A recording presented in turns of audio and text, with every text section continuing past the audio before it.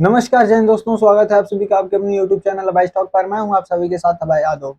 साथियों, क्या अमेरिका ने भारत को पाकिस्तान पर हमला करने की जो है कि हरी झंडी दे दी है? क्या इसने भारत को कह दिया है कि आप पाकिस्तान पर हमला करिए, पाकिस्तान को खत्म करिए?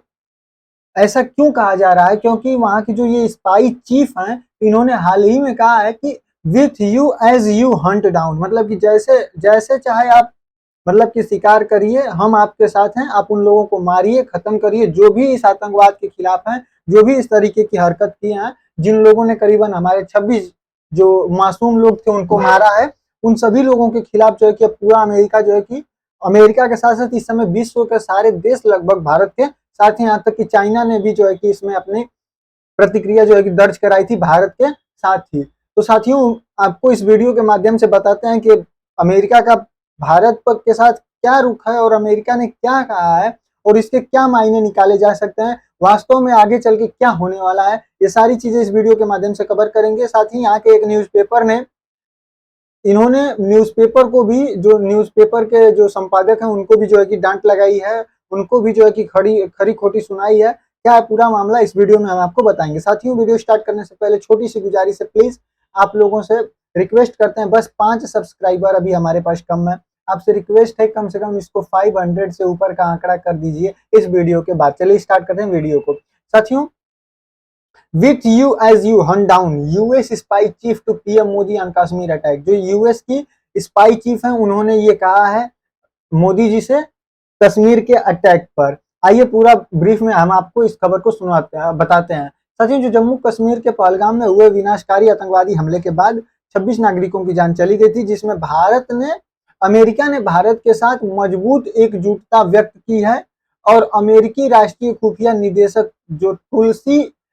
गबार्ड हैं, इन्होंने प्रधानमंत्री मोदी को अपना समर्थन जो है कि व्यक्त किया है। इन्होंने ट्वीट करके ये जानकारी दी कि वी आर विथ यू। जो सबसे इंपॉर्टेंट लाइन है इसमें, सबसे पहले आपको देखना चाहिए कि we stand in the solidarity with India in the wake of horrific Islamist and terrorist attack.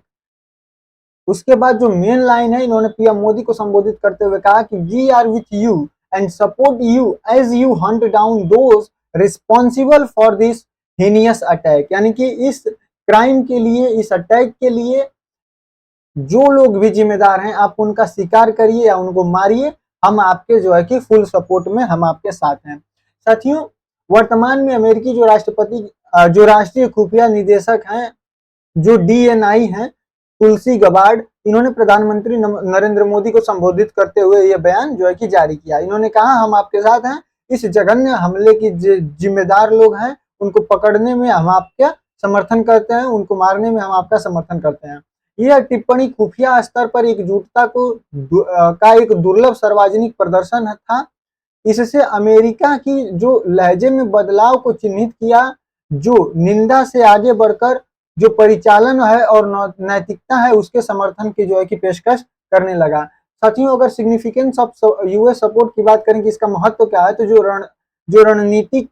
संदेश है इससे हंट डाउन, इसका वाक्यांश अगर सक्रिय आतंकवाद विरोधी समर्थन को दर्शाता है, जो कूटनीतिक भाषा में असामान्य है। यह अमेरिका के 9/11 के बाद सिद्धांत के प्रतिध्वनित करता है, किसी भी तरह से न्याय को जो है कि न्याय पर जो है कि जोर देना है। साथियों, भारत अमेरिका खुफिया सहयोग में वृद्धि, इससे पता चलता है कि भारत और अमेरिका के बीच खुफिया जानकारी साझा करने में तेजी आ सकती है। वहीं CIA, NSA और जो DIA है, वहीं जो TRF है, लश्करे और जो पाकिस्तानी संचालकों के बारे में जो है कि ये डाटा दे सकती है। वहीं सैटेलाइट इमेजरी, उसके बाद सीमा पार जो गतिविधियां हैं उस पर नजर रखना, और जो इंस्पेक्ट को भारत एजेंसियों जैसे कि NTRO जो IB है, इनके साथ जो है कि साझा किया जा सकता है। साथियों, अगर जियो पॉलिटिकल मैसेज पाकिस्तान के लिए क्या है, अगर इस पर बात करें, तो यह बयान अंतर्राष्ट्रीय स्तर पर पाकिस्तान को अलग थलग कर देता है। यह अमेरिका के इस विश्वास को दर्शाता है कि पाकिस्तान ऐसे आतंकी संगठनों में शामिल है या फिर उन्हें प्रायोजित है वो करता है। साथियों, यह पाकिस्तान को चेतावनी भी देता है कि अगर आतंकवादियों को पनाह देना जारी रखता है तो उससे इसका परिणाम जो है कि भुगतना होगा। भारत के वैश्विक स्थिति को यह मजबूत करता है क्योंकि प्रधानमंत्री को इस रुख से स्पष्ट पुष्टि करता है कि आतंकवाद एक वैश्विक मुद्दा है जिसके लिए एकीकृत प्रतिक्रिया की आवश्यकता है। साथियों, जो पाकिस्तान है वो प्रायोजित आतंकवाद के खिलाफ संयुक्त राष्ट्र में जो संयुक्त राष्ट्र मंच है जो कि FATF है और अंतर्राष्ट्रीय कूटनीति में भारत के मामले को जो है कि ये यहाँ पर इसे मजबूती मिलती है। साथियों, आगे आपको हम खबर दिखाते हैं जो मैं अभी बात कर रहा था कि जो द न्यूयॉर्क टाइम है, अमेरिकी अखबार है, इसने प्रिंट क्या किया था ये होने के बाद कि at least 24 terrorist gunned down by militants in Kashmir, जिसको कि जो house foreign affair committee majority है यूएस की, इसने इसको कहा कि this was a terrorist attack plain and simple. इन्होंने लिखा कि न्यूयॉर्क टाइम को इन्होंने कोट करते हुए लिखा कि we fix it for you, यानी कि हमने इसको आपके लिए सही कर दिया है। और इसमें इन्होंने किया क्या कि जो मिलिटेंट्स लिखा था इन्होंने इसको काट करके रेड कलर से यहाँ पर टेररिस्ट इन्होंने लिखा और इसको कहा कि हमने इसको आपके लिए फिक्स कर दिया है। ये एक सिंपल और प्लान तरीके से टेररिस्ट अटैक था, ये मिलिटेंट्स नहीं थे।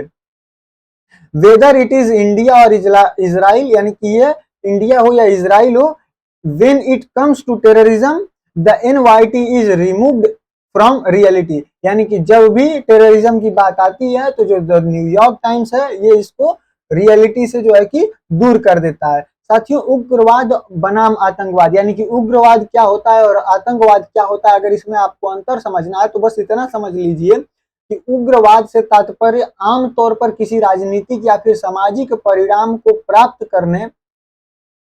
के लिए किसी राज्य के भीतर से सशस्त्र विद्रोह होता है, जबकि आतंकवाद एक बाहरी संदर्भ होता है जहां हिंसा का एक सुनियोजित उपयोग किसी विशेष भूगोल में भय का माहौल पैदा करता है ताकि किसी बड़े इरादे या उद्देश्य के लिए क्षेत्र को अस्थिर करने के लिए किसी विदेशी राष्ट्र के खिलाफ विषम युद्ध छेड़ा जा सके। यानी कि आतंकवादी ये जो होते हैं ये बाहरी देश से होते हैं और इनका काम सिर्फ और सिर्फ एक तरीके से कहा जाए तो भय लोगों के बीच में पैदा करना, वहां पर अस्थिरता बनाने का काम होता है। वहीं उग्रवादी, अगर उग्रवाद की बात करें तो उग्रवाद वो होता है जो मतलब उसी राज्य के या फिर उसी देश के लोग होते हैं जो किसी एक विशेष मांग को लेकर या फिर किसी एक विशेष परिणाम को लेकर, जो राजनीतिक भी हो सकता है, सामाजिक भी हो सकता है, उसके लिए जो है कि आंदोलन करते हैं या फिर कुछ ऐसा काम करते हैं। अमेरिका के जो विदेश विभाग के प्रवक्ता हैं टैमी ब्रूस ने, इन्होंने शुक्रवार को एक प्रेस वार्ता के दौरान एक पाकिस्तानी पत्रकार को इसलिए बाहर कर निकाल दिया क्योंकि उसने जम्मू कश्मीर में पहलगाम आतंकवादी के हमले के बाद भारत और पाकिस्तान के बीच सीमा तनाव पर उसने सवाल पूछा था। अभी हाल ही में जो वहां के विदेश मंत्री विभाग के जो प्रवक्ता हैं टैमी ब्रूस, इनकी एक प्रेस कॉन्फ्रेंस हुई थी जिसमें एक पाकिस्तानी पत्रकार था और उसने जम्मू कश्मीर में जो पहलगाम में हमला हुआ है उस हमले के लिए जो भारत और पाकिस्तान के सीमा के बीच तनाव हुआ है उस पर जो है कि उनसे सवाल पूछा था, तो उन्होंने इसको बाहर कर दिया और उन्होंने कहा कि अमेरिका या अमेरिकी राष्ट्रपति डोनाल्ड ट्रंप और विदेश मंत्री मार्को रूबियो ने स्पष्ट कर दिया है कि अमेरिका भारत के साथ खड़ा है और उसने सभी तरह के आतंकवाद की कड़ी जो है कि निंदा की है। साथियों, अब इसका व्यापक निहितार्थ